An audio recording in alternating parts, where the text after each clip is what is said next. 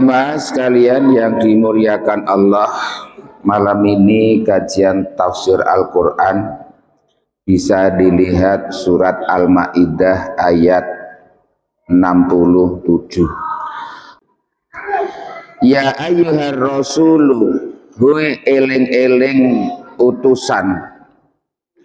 Lafal ya ayyuha ini sering dipakai Al-Quran sebagai kalimat tambah atau peringatan.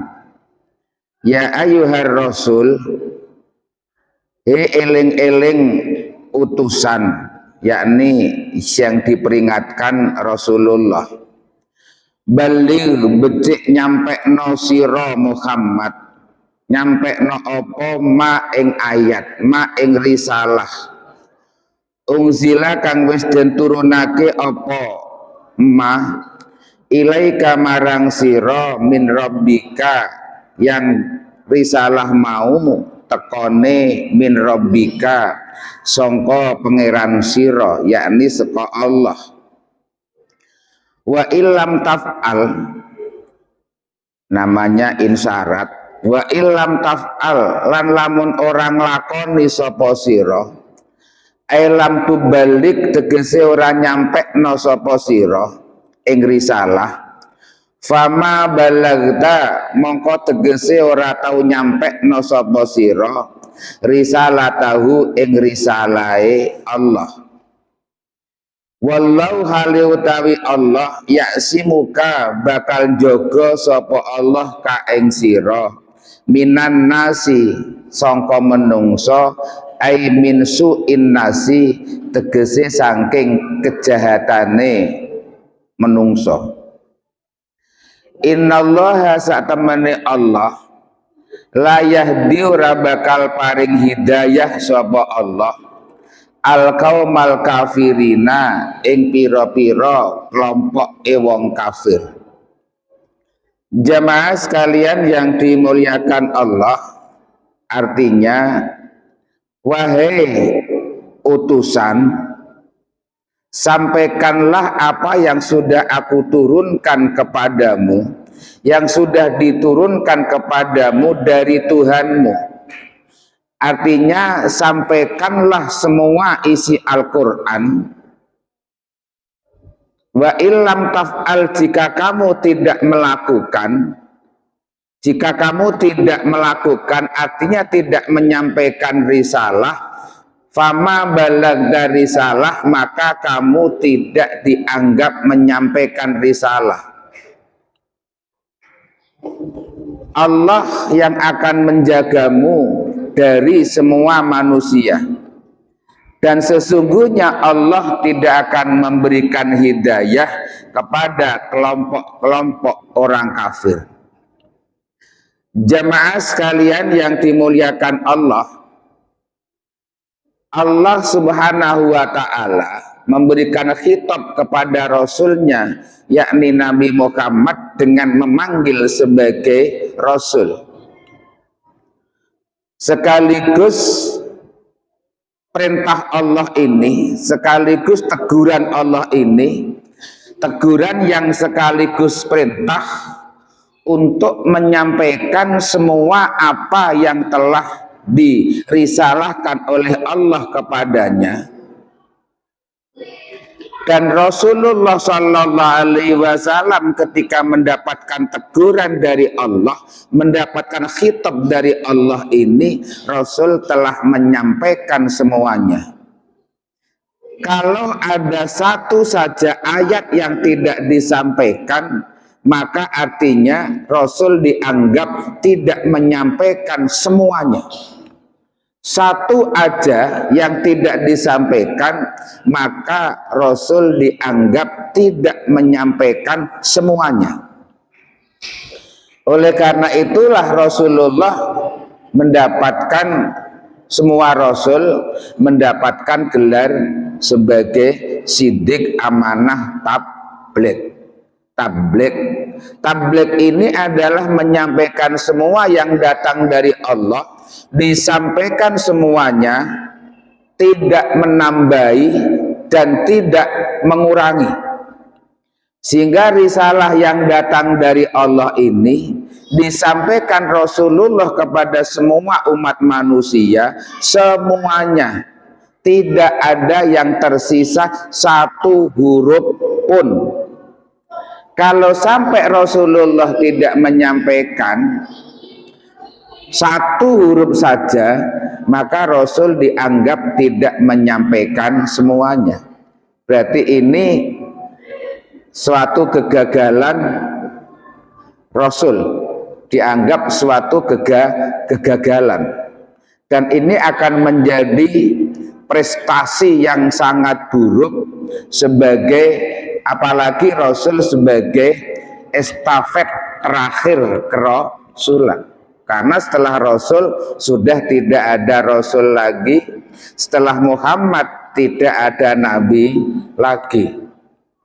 Sehingga Rasulullah harus betul-betul ditampilkan sebagai Rasul terakhir, harus betul-betul perfect, tidak ada kekurangan sama sekali. Jemaah sekalian yang dimuliakan Allah, maka ketika Rasulullah Shallallahu Alaihi Wasallam pernah memberikan pidato, wastantaqahum bidzalika fi a'dhamil mahafili fi khutbatihi yauma hujjatil wada. Rasulullah pernah menyampaikan ayat ini ketika beliau menyampaikan khutbah pada saat haji wada, di mana dalam haji wada itu Rasulullah membawa kafilah sekitar 40.000 orang untuk melaksanakan haji bersama-sama.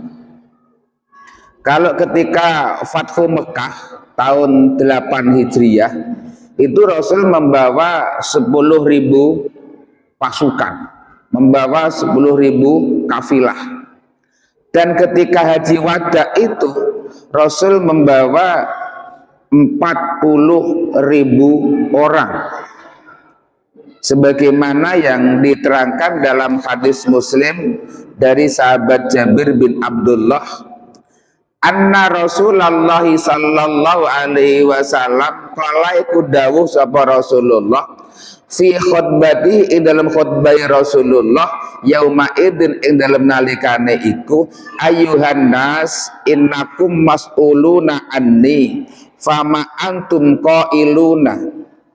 Ayuhan nas, wahai sekalian orang banyak, innakum sak temene sira kabeh mas'uluna iku bakal padha den takoni sira kabeh anni anduh saking ingsun. Kamu nanti semua akan ditanya Allah itu tentang saya. Itu Rasul pidato di hadapan para sahabat. Wahai sekalian para sahabat, kalian nanti di yaumil kiamah akan ditanya oleh Allah tentang saya. Saat nanti kalian ditanya oleh Allah Subhanahu wa ta'ala, apa jawaban kalian? Maka waktu itu semua umat Nabi Muhammad saat haji wada itu mereka serempak menjawab, nazhadu annaka qad balagta wa adaita wa nasohta. Ya Rasul, nazhadu kami bersaksi annaka sak temene panjenengan qad balagta iku teman-teman wis nyampe no sapa sira, wa adaita lan teman-teman ya wis nyampe no sapa sira, wa nasahta lan teman-teman wis nasihati sapa sira. Faja'ala mongko dadekno sapa Rasulullah yarfa'u ngangkat sapa Rasulullah asbi'ahu ing pira-pira drijine Rasulullah, usbu isbi'ahu ing drijine Rasulullah ilas sama'i wa yungkisuha lan ngisarahake sapa Rasulullah ha ing usbu ilaihi marang nas wa yaqulu Allahumma hal ballagtu, Lalu Rasul mengangkat tangannya ke langit sambil mengatakan sekali lagi, Allahumma ya Allah, hal balagtu, tidakkah telah aku sampaikan risalahmu? Dan Rasul di hadis yang lain menyampaikan begini ini diulang sampai berulang-ulang. Kalau sahabat itu nanti akan ditanya oleh Allah tentang Nabi Muhammad, apakah Muhammad waktu semasa hidup sudah menyampaikan semua risalah? Dan tanpa diajari Rasulullah, sahabat mengatakan nashhadu annaka qad ballagta wa adaita wa nasahta. Nggih Rasul, jenengan sudah menyampaikan, bahkan engkau sudah menasihati kami tentang berbagai banyak hal tentang agama ini. Mbok nek umate sampeyan takone apa enggak? Kula jenengan iki kira-kira sampeyan takoni Gusti Allah enggak? Ditakoni kan jenengan enggak ditakoni tentang Rasulullah, paling jenengan ditakoni ya tentang sudah datang enggak kepadamu seorang penyeru. Paling jenengan ditakoni sudah datang seorang penyeru kepada kalian. Jenengan jawab sudah. Disuruh apa? Disuruh sedekah. Kok gak sedekah? Nah, itu urusanmu kok itu.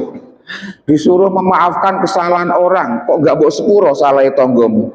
Itu paling kok sing jenengan takoni karo Gusti Allah. Maka jamaah sekalian yang dimuliakan Allah, lalu Rasulullah sallallahu alaihi wasallam haddasana Ibnu Numair haddasana Fudail yakni Ibnu Ghazwan an Ikrimah an Ibni Abbas qala Rasulullah fi hajjil wada ya ayuhan nas ayyu yaumin hada, wahai sekalian manusia, hari ini hari apa? Qalu yauma haram, yakni bulan Dzul Hijjah. Ayu baladin hada, negeri apa ini? Baladin haram, baladu haramin, negeri haram. Fa ayu sahrin hada, bulan apa ini? Sahrun haram. Fa inna amwalakum wa dima'ukum wa a'radakum alaikum haramun ka hormati yaumikum hada fi baladikum hada fi sahrikum hada. Ketahuilah kata Rasulullah, sesungguhnya harta kalian, darah kalian, harga diri kalian, semuanya adalah hak kalian, semuanya diharamkan bagi kalian sebagaimana diharamkannya hari ini, sebagaimana diharamkannya negeri ini, sebagaimana diharamkannya bulan ini.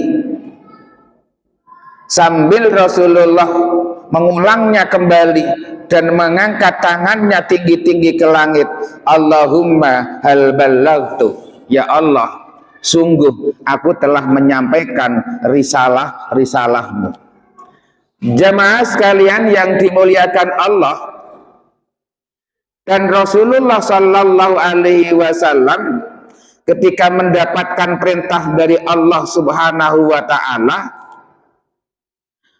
Allah falyuballigh as-syahid al-ghaib la tarji'u ba'di kufaron yadribu ba'dukum riqaba ba'di wallahi lawasiyatun ila rabbi azza wa jalla summa qala, demi Allah inilah wasiat dari Tuhanmu yang maha mulia.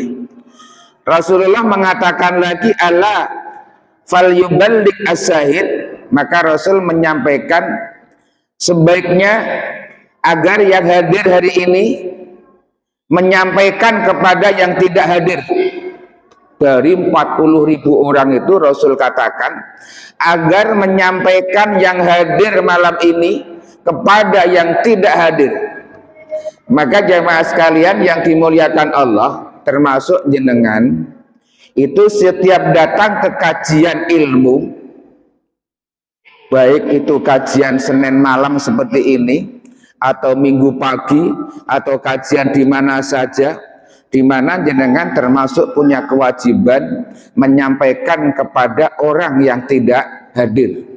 Maka dalam hal ini setiap habis melakukan kajian agama, jenengan itu punya kewajiban untuk menyampaikan minimal kepada keluarga, anak dan istri.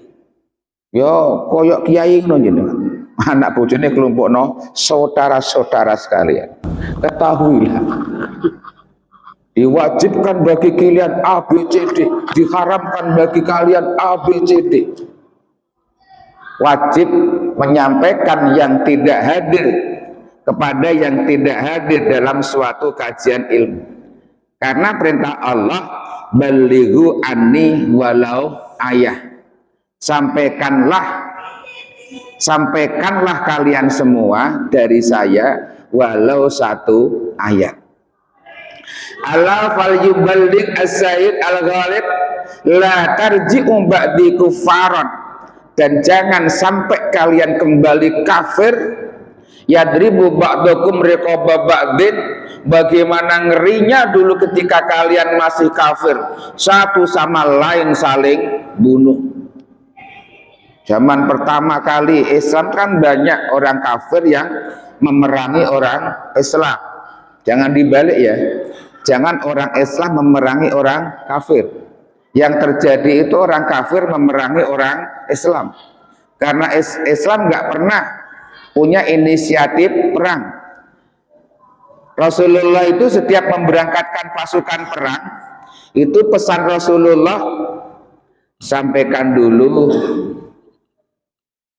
tawaran kepada mereka untuk menerima Islam. Siji, tawarannya menerima Islam, bersaksi bahwa Nabi Muhammad utusan Allah, tidak ada Tuhan selain Allah, Muhammad utusan Allah. Kalau mereka menolak, jangan langsung perang, suruh mereka bayar jizyah, bayar istilahnya bayar pajak kepada orang Islam. Kalau tidak mau tunduk pada Islam, tetap kafir nggak apa-apa, tapi tunduk pada aturan Islam. Kalau tidak mau, dipaksa, dirampas hartanya. Enggak kok kemudian diperangi, enggak. Kalau dirampas hartanya mereka melawan, baru kita lawan. Maka Rasulullah Sallallahu Alaihi Wasallam sendiri ketika memerintahkan Ali memimpin suatu pasukan perang, yang waktu Rasulullah nggak ikut berangkat perang, maka pesan Rasulullah, ya Rasulullah, jangan langsung perang, tawarkan dulu perdamaian. Kata Rasulullah, saya lebih suka, ya Ali, kamu pulang dengan membawa satu orang yang mau mengucapkan kalimat syahadat, lebih aku suka daripada kamu pulang kembali ke Madinah dengan membawa harta rampasan, dengan kamu menyatakan menang perang. Lebih baik kamu membawa satu orang mengucapkan kalimat syahadat daripada kamu menang perang. Itu Rasulullah. Maka salah kalau Rasulullah dalam dakwah Islam itu mengedepankan perang. Perang itu solusi terakhir dalam Islam.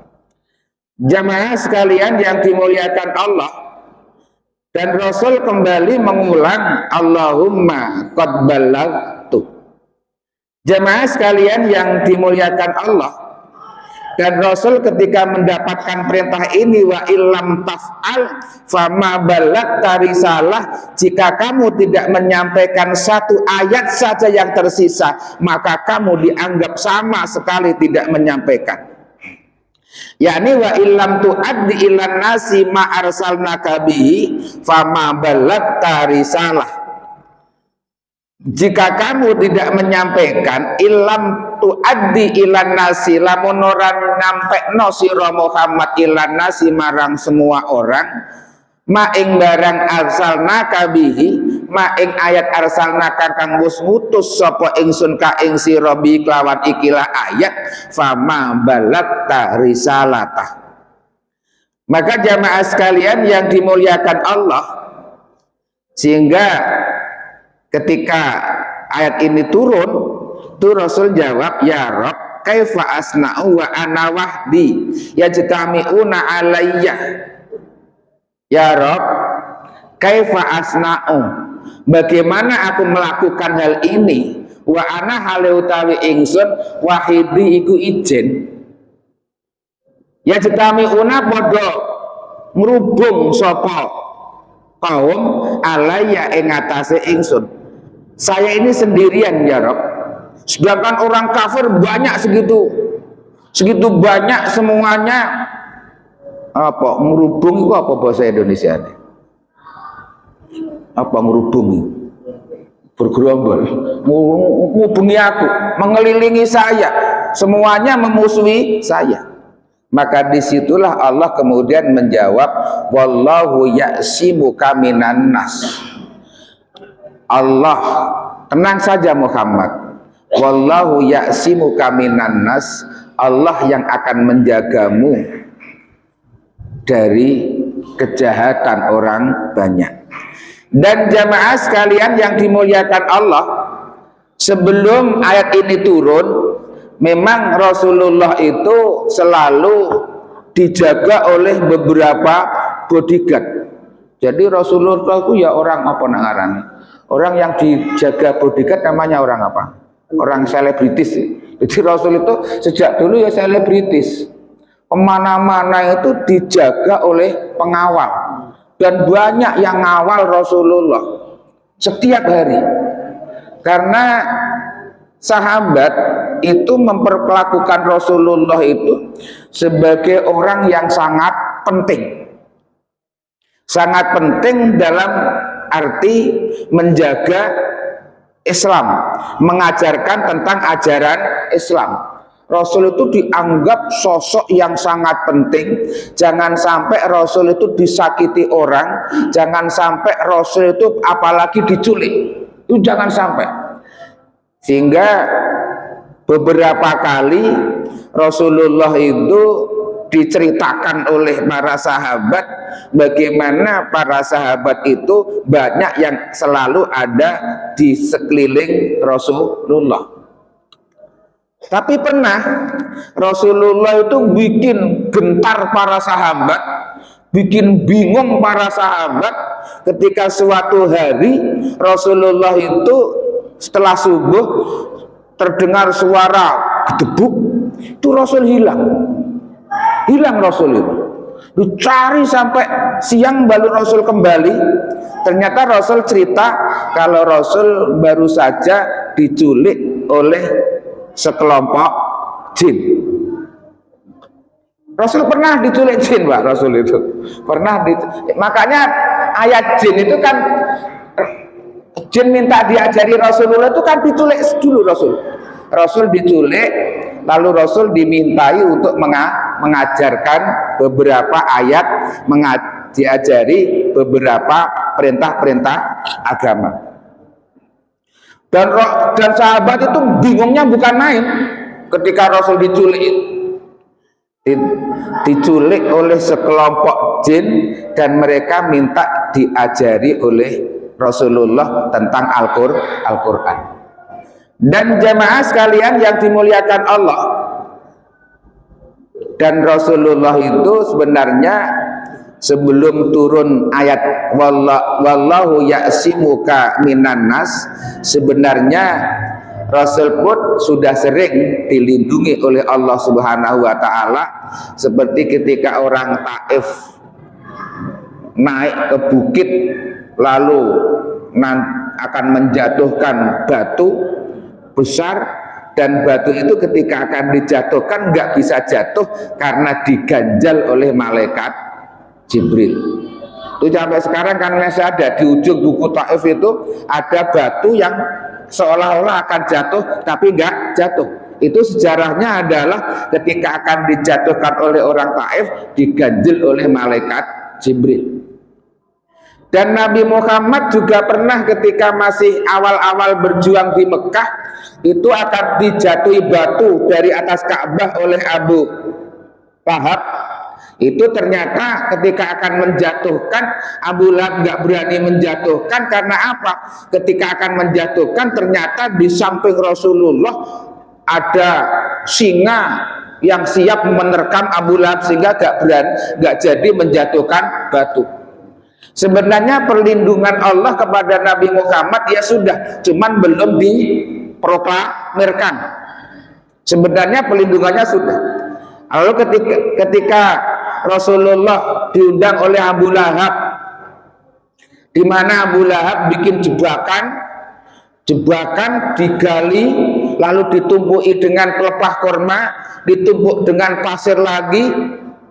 Lalu ketika Nabi Muhammad sudah datang, karena yang manggil pamannya, Nabi Muhammad datang, ketika akan melangkah pas ke tempat jebakan itu, malaikat Jibril datang, kif ya Muhammad, mandek Muhammad, ngarepmu iku ana jublangan, cemplung kamu nanti. Itu ketika melihat Rasulullah datang dan hampir menginjak pelepah kurma itu, Abu Lahab senangnya bukan main, lompat-lompat, nggak taunya dia sendiri yang terperosok. Itu bentuk penjagaan Allah kepada Nabi Muhammad. Wallahu ya'simuka minan nas. Dan itu dalam sekali, Pak, sak sumur. Ya mungkin dalamannya mungkin ada 4 kali 5 meter lah. Akhirnya Abu Lahab itu teriak-teriak minta tolong, namanya ini keponakan dengan paman. Muhammad tolong saya, Muhammad tolong saya, Muhammad. Saya kan paman, ya man tak tolong. Itu Nabi Muhammad tangannya itu dilungno apa namanya? Diulurkan. Tangan Nabi Muhammad diulurkan. Sak piro sih tangane menungso dawane.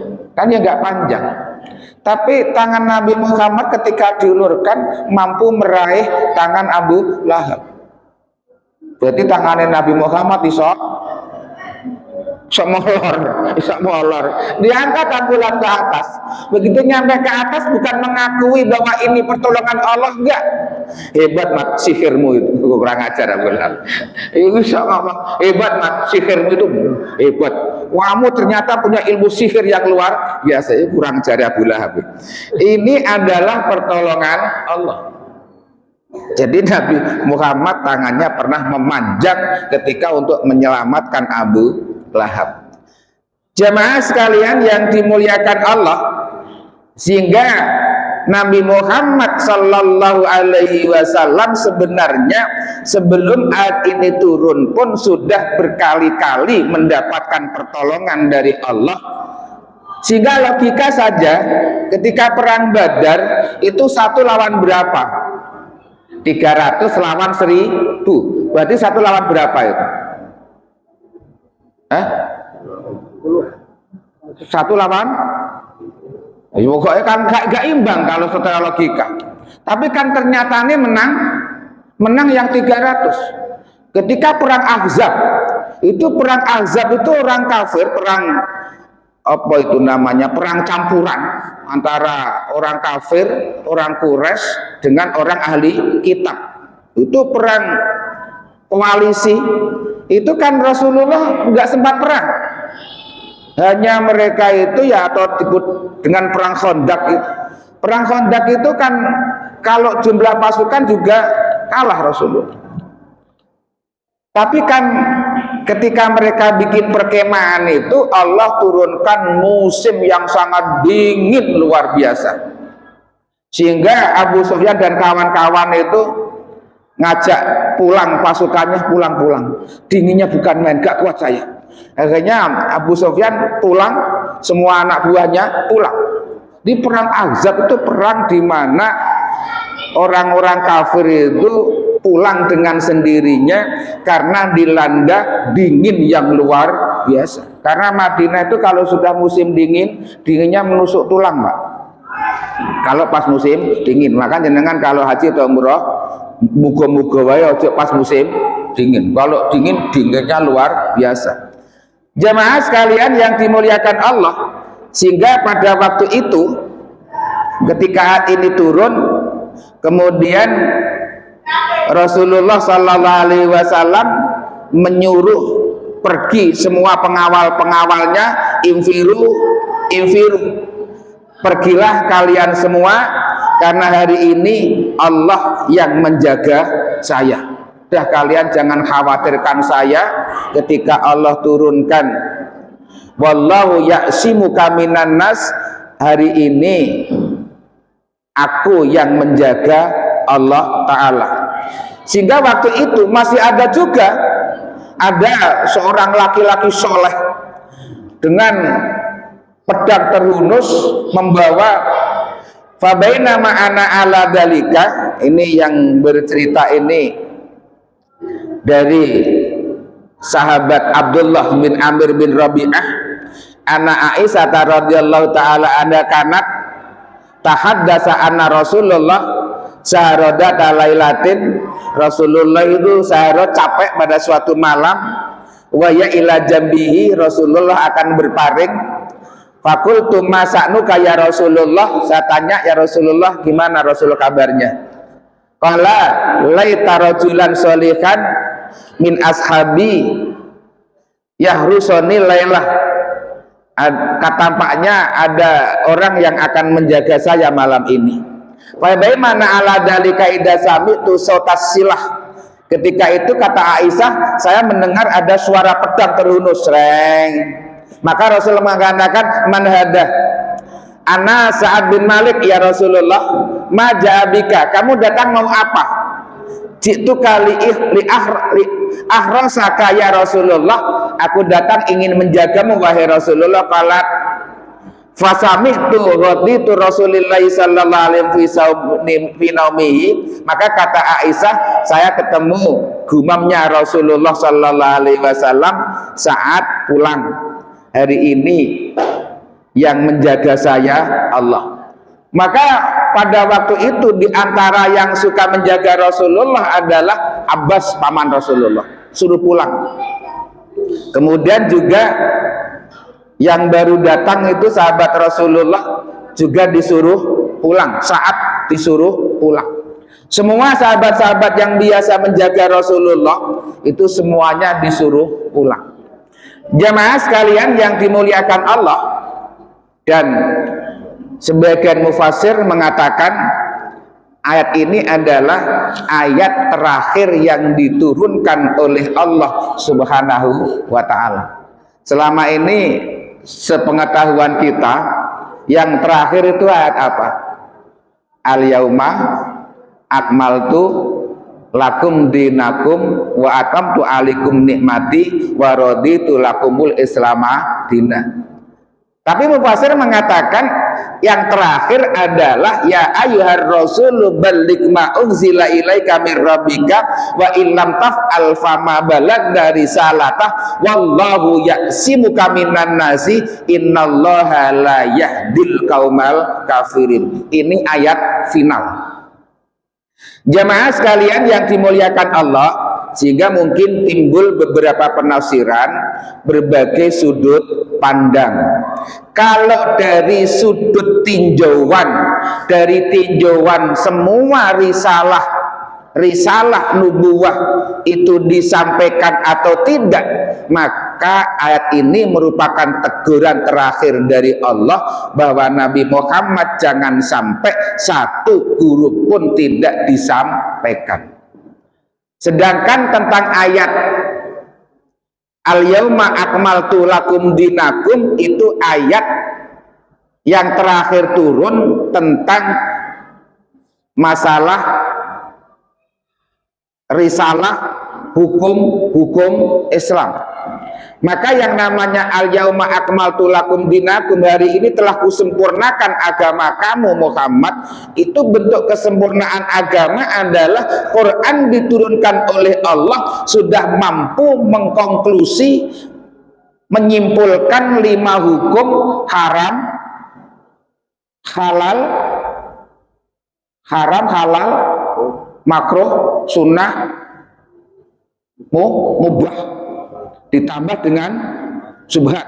Ini maka dinyatakan agama sudah sempurna. Di atas 6 hukum ini sudah tidak ada lagi hukum. Sudah Yang namanya al-yauma akmaltu lakum dinakum wa atamtu alaikum nikmati wa raditu lakumul islama dinan. Maka ini adalah ayat yang menerangkan tentang kesempurnaan agama Islam, ayat terakhir yang diturunkan yang membicarakan tentang kesempurnaan agama Islam. Kalau tentang hukum haram halal sudah selesai, nggak ada penambahan. Sudah tidak ada lagi penambahan. Segala bentuk ibadah, puasa, Ramadan ya sudah, Ramadan aja. Gak ada puasa fardu selain Ramadan. Sholat 5 waktu, duhur, asar, maghrib, isya, subuh. Sudah gak ada lagi yang namanya penambahan sholat. Di luar itu soal namanya kultur atau budaya bisa saja berkembang. Kalau bicara ritual selesai, tapi kalau bicara kultur, maka kultur ini nggak pernah selalu mengalami perkembangan. Maka jamaah sekalian yang dimuliakan Allah, sehingga kalau kita orang Islam memahami kultur, maka kultur akan terus berkembang. Contoh, kalau kita mengatakan yang tidak dari Rasulullah bid'ah dan semuanya dolalah, semuanya finnar, maka kalau itu bicara ritual, betul. Tapi kalau bicara kultur, maka kultur akan terus mengalami perkembangan. Contoh kecil, ketika Abu Bakar jadi khalifah pertama kali, itu Khalifah Abu Bakar ketika perang bikin aturan, ketika jadi pemimpin, Abu Bakar bikin aturan, semua tentara dibayar. Diprotes oleh semua sahabat. Ya Abu Bakar, ini nggak ada zaman Rasulullah. Ngarang kamu ini. Kata Abu Bakar, ada Rasulullah. Tentara nggak dibayar itu zaman Rasulullah. Walaupun nggak dibayar, kalau Rasul yang nyuruh, budal. Nek saiki aku sing mimpin wong Islam, tak kon perang, terus gak tak bayar. Orang ono sing budal. Mau gak mau tentara tak bayar supaya gelem budal. Ini awal pertama terjadi perbedaan antara Abu Bakar dengan Rasulullah. Sejak zaman Abu Bakar itu sudah beda dengan Rasulullah. Itu kalau dinyatakan bid'ah, ya bid'ah karena Rasul nggak pernah melakukan. Lalu ketika zaman Umar ini yang digaji cuman bukan tentara, pegawai. Umar di demo rame-rame. Umar ini zaman Rasul ya nggak ada, zaman Abu Bakar juga ada. Mentok iku Abu Bakar wanine mau bayar tentara. Iki semua pegawai negeri mbok bayari. Iki nganggo aturane sapa? Lah iya sing dibayari tentara kok iku Abu Bakar. Ada Abu Bakar, ada Rasulullah, ada anak iki aku. Nek sing tentara, nek sing pegawai gak tak bayari. Dulu pegawai kerajaan gak dibayar, iku sing ngongkon Abu Bakar nurut. Lah saiki karyawan sing ngongkon Umar gak dibayari. Ya bolos negara gak ono sing ngatur ngene carane. Ijen aku ya gak sanggup. Ya mereka golek duit dewe-dewe, alasannya nguripi keluarga. Makanya mau gak mau pegawai tak bayar. Iki zaman Umar. Dan semakin kesini ini kultur itu semakin berkembang. Jadi jemaah sekalian yang dimuliakan Allah, dalam memahami risalah maka harus bisa membedakan mana wilayah ritual, mana wilayah kultural. Contoh lagi misalnya yang zaman sekarang ini, yang tentu tidak ada pada zaman Rasul, tentang perintah mencari ilmu. Kalau dulu zaman Rasulullah orang wajib mencari ilmu, thalabul ilmi fardhatun, mencari ilmu itu wajib baik bagi laki atau perempuan, mencari ilmu minal mahdi ilal lahdi. Mencari ilmu sepakat hukumnya fardu atau wajib. Dulu zaman Rasulullah caranya bikin halaqah. Rasul di depan, semua sahabat mendengarkan hadis-hadis atau Quran yang dibaca Rasul. Nah sekarang zaman sekarang itu mencari ilmu dengan cara perkembangan zaman, akhirnya anak boleh ilmu SD 6 tahun dibatasi, nek SD 6 tahun terus oleh ijazah. Itu ada nggak zaman Rasulullah? Ayo, gue ngomong bid'ah. Oh, gue ijazahmu tak wek bid'ah itu soal. Gue bisa dapat lagi negeri ya Pak. Ayo kan nih, gue ngomong bid'ah itu nggak ada zaman Rasulullah. Ya SD itu 6 tahun nggak ada zaman Rasulullah. Kok bisa mbok batasi sekolah 6 tahun oleh ijazah, SMP 3 tahun oleh ijazah, SMA 3 tahun oleh ijazah, kuliah 4 tahun oleh ijazah. Ini ku nganggo carane sapa? Rasulullah nggak nganggo cara ngono iku. Dan dengan ngomong bid'ah ngono. Karena ini wilayah kultur, wilayah suatu perkembangan kebudayaan, bukan wilayah ritual. Ini yang kadang-kadang umat itu nggak bisa membedakan mana wilayah kultural, mana wilayah ritual. Sehingga kadang-kadang ono wong tahlilan, dibaan, muludan, itu wilayah ritual, nggak ada hubungannya karo bid'ah. Yang ada hubungannya bid'ah itu man hadatsa fi amrina. Yang ada hubungannya dengan perintah-perintah syariat. Kalau yang nggak ada hubungannya ya nggak apa-apa. Itu namanya wilayah kultur. Ini yang kadang-kadang kita harus bisa membedakan mana wilayah kultural, mana wilayah ritual. Yang kultural itu berapa Pak? Yang wilayah kultural itu? Bisa nggak dihitung? Nggak bisa. Lo ngaji? Wah ini Rasulullah. Udah numpak.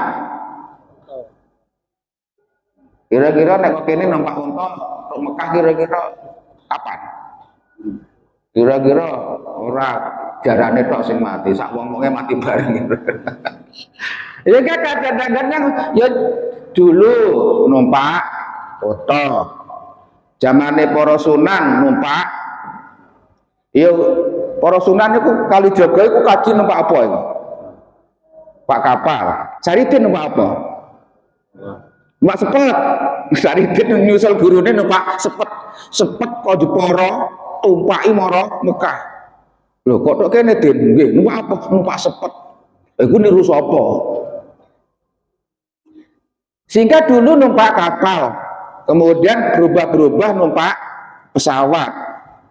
Ini namanya wilayah kultural. Ya kadang-kadang kultural ini bersinggungan dengan masalah ritual. Ya hanya bersinggungan saja. Tapi kalau ritualnya tetap ikut Rasulullah, tapi kulturnya akan mengikuti sesuai perkembangan zaman.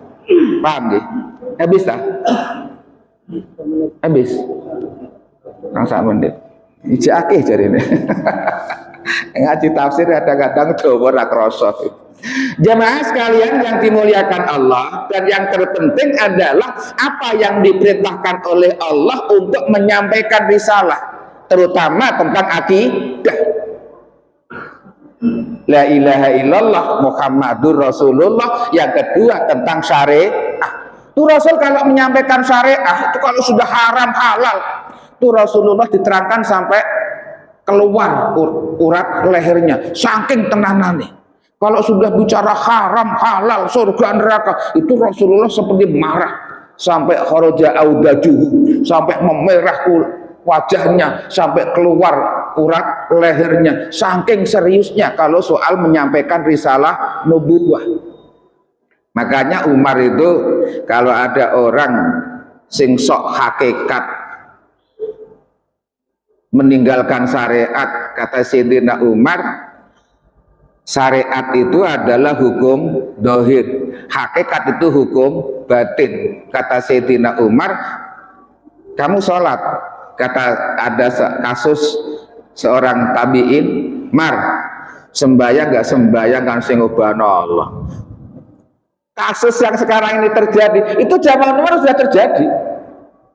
Wong sing mekedel sok hakikat sudah terjadi. Apa kata Sayyidina Umar? Nahnu nahkumu biduahir, sing tak gawe hukum dohir. Pokoknya aku nyawang awakmu telung dino gak sembahyang rondo bojomu. Wah gak ngel-ngel Umar. Telung dino 3 kali kamu gak sembayang, 3 kali gak sembayang, nahnu nahkumu biduwahir, entenono sesuk bojomu rondo, sesuk anakmu yatim.